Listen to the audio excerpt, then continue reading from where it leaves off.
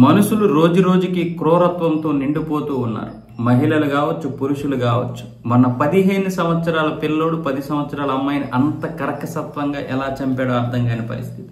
ఈ రోజు ఏమొచ్చేసి మహేందర్ రెడ్డి అనే వ్యక్తి స్వాతి అనే ఆవిడ్ని ప్రేమించి పెళ్లి చేసుకున్నాడు. ఆవిడ గర్భవతి అయినా సరే ఆవిడ్ని నరికేసి ముక్కలు ముక్కలు చేసేసి ప్యాకింగ్ చేశాడు. అయితే చుట్టుపక్కల వారికి ఏదో డౌట్ వచ్చింది, ఏంటి సౌండ్, అమ్మాయి గర్భవతి, ఏదో తేడాగా ఉందని చూస్తే ఆ ముక్కలు, మనిషి ముక్కలు ప్యాకింగ్ చేస్తున్నాడు. వాడి మనసు ఎంత క్రూరత్వంతో నిండిపోయిందో మీరే ఆలోచించండి.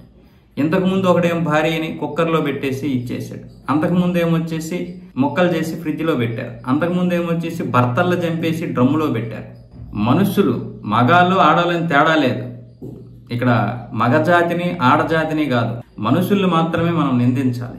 మనలో మనిషి చనిపోతున్నాడు, రాక్షసుడు బయలుదేరుతున్నాడు, ఏం జరుగుతుందో అర్థం కాని పరిస్థితి.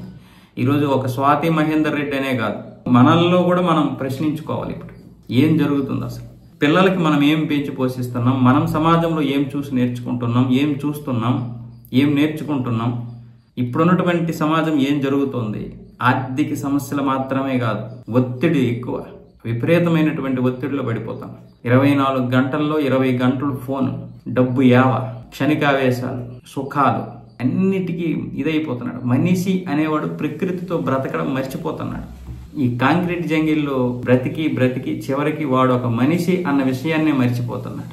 ఒకటి డబ్బు, నేరాలు, చనిపోవడాలు, చంపడాలు, ఎవడి మీద ఎవడికి ప్రేమ లేదు.